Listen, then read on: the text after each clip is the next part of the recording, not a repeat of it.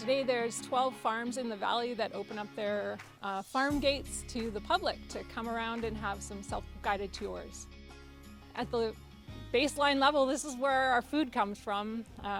We love to keep food local, keep food in the valley, and it's really a great opportunity for people to come out and see how food is produced here and what kind of scales of gardening is happening and farming. And yeah, for people to interact with I hope they can interact with the plants and the animals and maybe learn something and take it to their farms too. Gives you a little bit of independence from the global supply chains, which is important, increasingly so, as we've seen over the last few years. And yeah, it's a great way to just localize where your food is coming from and have a little bit more control over it and turn your space into something productive.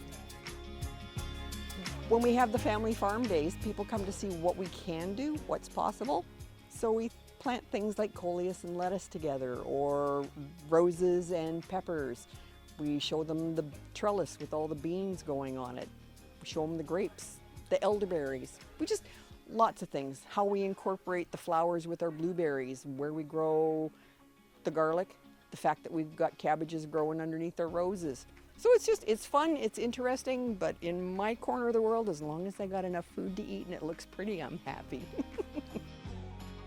We've done a number of gardens in the past, but this is the first one that's really about us. And rather than doing it for resale or doing it for someone else, this is one that really spoke to us. So lots of edibles, medicinals, culinary herbs. We want to make sure that people continue to keep these skills. It's important for my wife and I to pass these skills on to our kids, so that even if they don't have to grow food for themselves, they still know how and can pass that on to their next generation.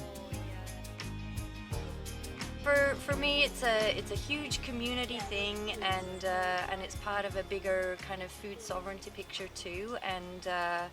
And being familiar with the people who grow food in your valley, I think it makes for a stronger community, and it just is a really fun way to get out there and see your community. So it's a day I love to participate in every year. I think what people need to do is just go ahead and give it a try, and need to understand that it's just something that you learn over time, and a garden is never finished. It's just a process of keep trying different things. There'll be years where one thing doesn't do well, but then something else does, and then the next year something else might do really well. So I love to talk about different tips, and I know people get ideas when they wander around at the different sites, and I learn things too, so it's a lot of fun.